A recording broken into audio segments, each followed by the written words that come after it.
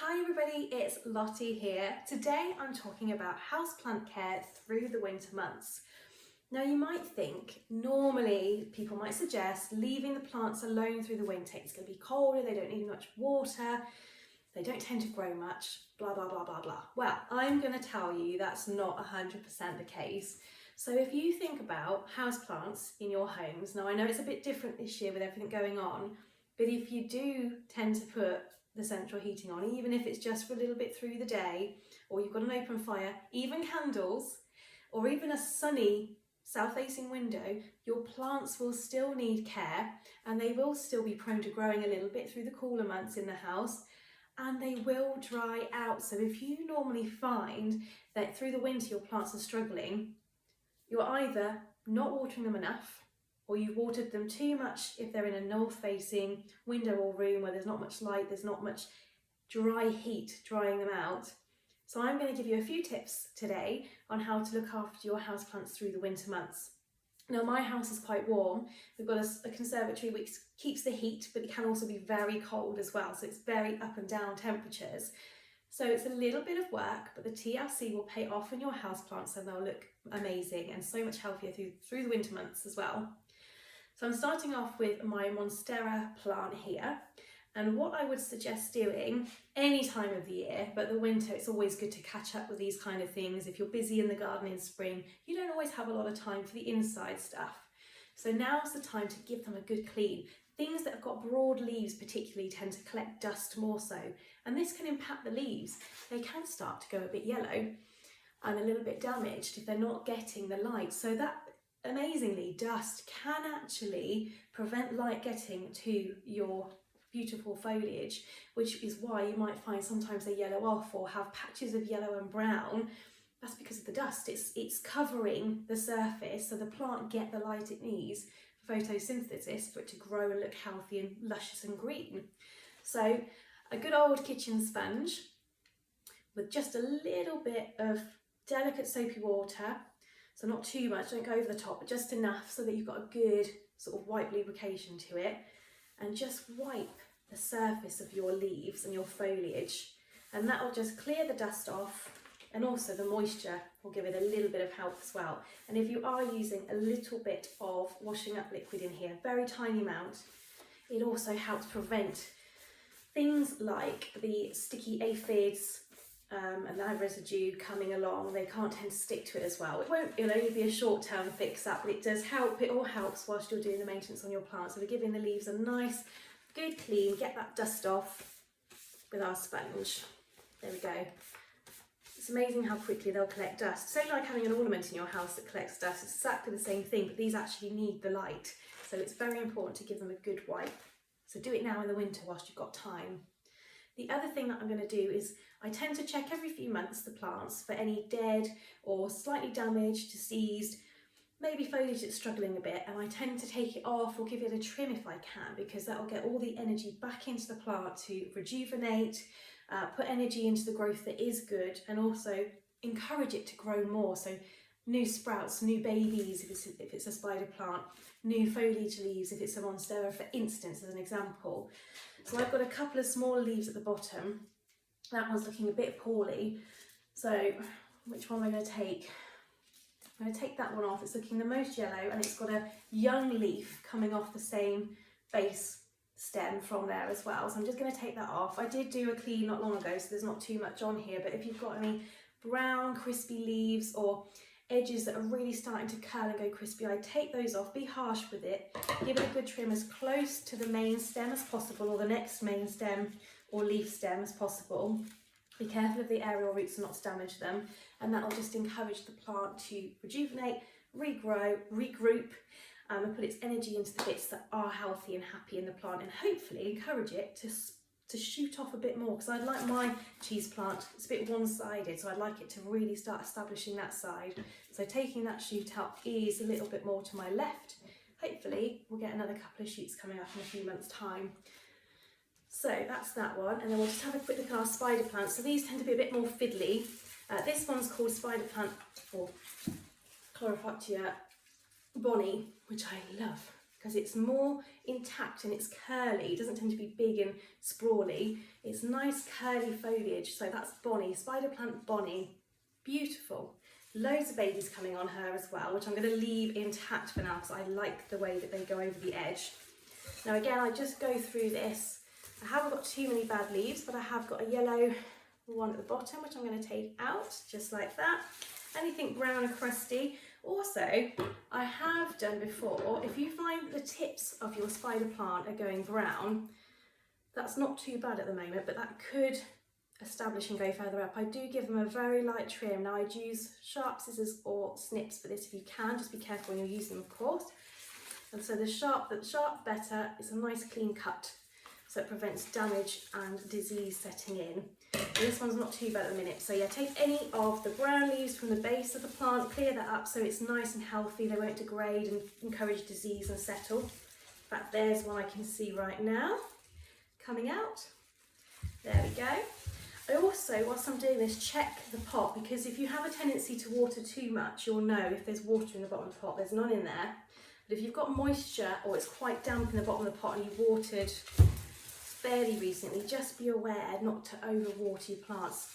Because if you have got a cooler house, or if they're in a north-facing room which doesn't get any sun at all, even through the winter, it's very dull and cold, they won't take as much water up. So do always check the top of the compost. Just put your finger slightly into the side as well. That feels cool and damp, so that's fine, doesn't need any water today. But when it starts feeling quite dry and a bit below the surface dry, that's when you need to give them a splash of water. Never overwater your plants if you can help it.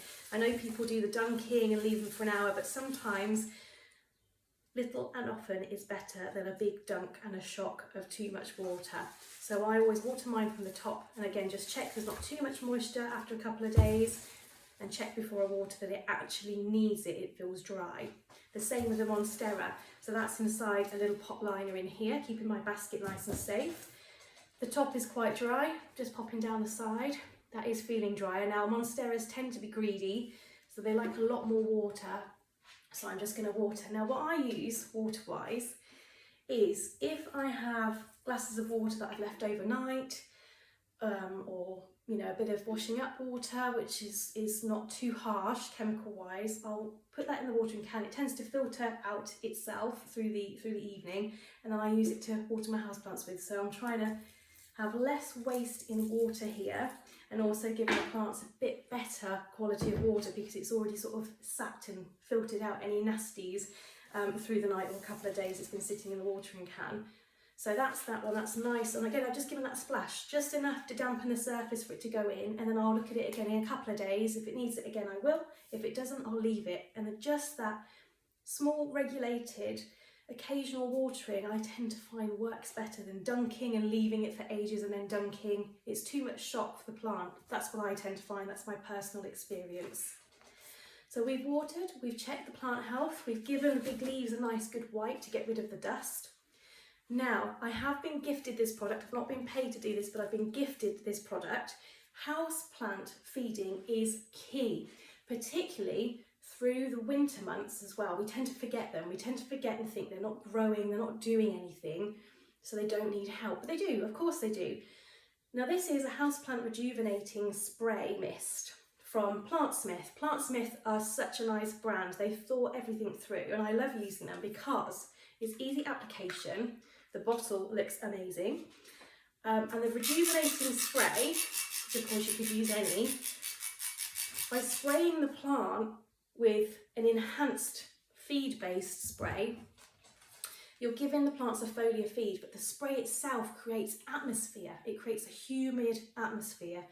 Now, if you're a plant that comes from a jungle or a rainforest, you like moisture in the air, you like the humidity. So if you've got your heating on, or it's a bit warmer, a south-facing room, for instance, where it does get quite a lot of warmth, spraying 3 to 4 times a week is ideal, because you'll create that humidity with the warmth in your house, keeping everything nice and supple and full of moisture, which is what it needs to survive.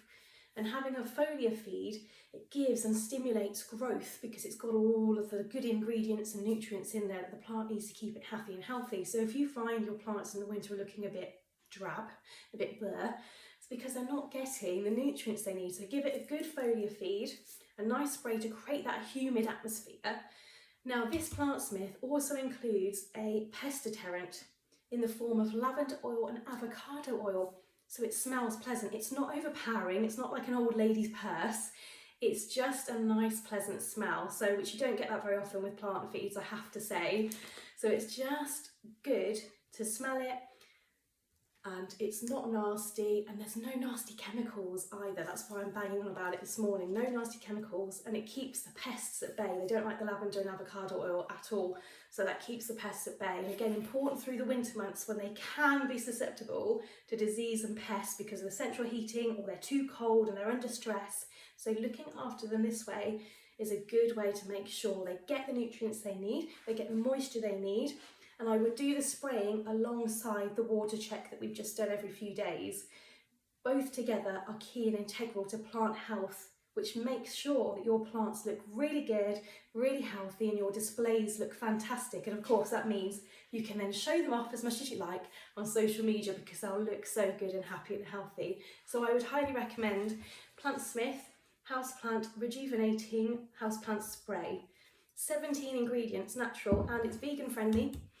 And also the packaging is actually made from a byproduct of sugarcane, so it's biodegradable as well and a little bit better for the planet, which I like, an easy application. So you can spray that on any houseplant. So I've done the Monstera, I'm going to do it on the spider plant as well. And again, they like a humidity. Spider plants are less fussy, let's be honest, they're a lot easier to look after, but they would thank you for a nice spray and the water and the maintenance checkup that we've done as well. So you can do this on all your plants.